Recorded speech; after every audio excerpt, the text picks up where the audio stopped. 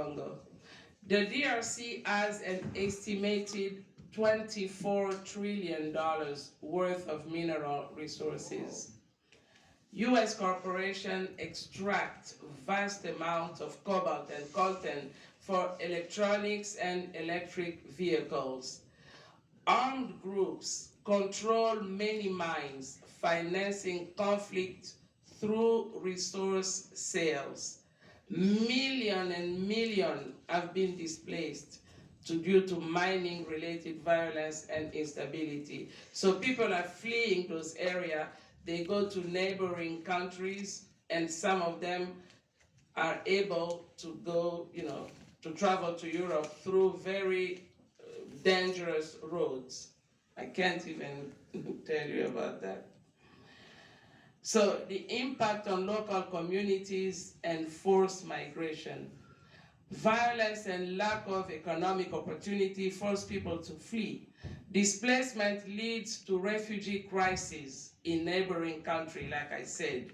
The US and Western nations benefit economically while ignoring humanitarian cost. Migration routes to Europe and North America are becoming more and more dangerous. So what happened? There is like a cycle in that commerce. And there are also some environmental consequences, deforestation and soil degradation from unregulated mining. Water sources are contaminated by toxic waste from extraction processes. Climate instability exacerbates displacement and food insecurity. Local ecosystems are destroyed, harming traditional livelihoods.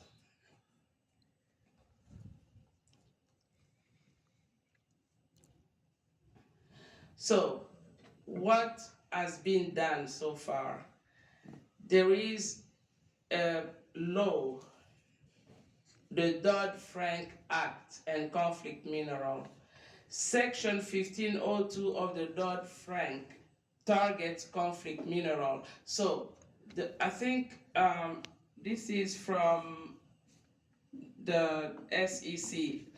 I'm not really sure again which department is that, but it's in the US, a US department that tried to do something about conflict mineral to prevent illegal sources of mineral from the DRC to get into America. So Section 1502 of Dodd-Frank targets conflict minerals like tin, tantalum, and tungsten, gold, which is called the 3TG in Africa. The goal was to reduce funding for armed groups by requiring companies to disclose mineral sources. And this was done, but then it had some unintended consequences.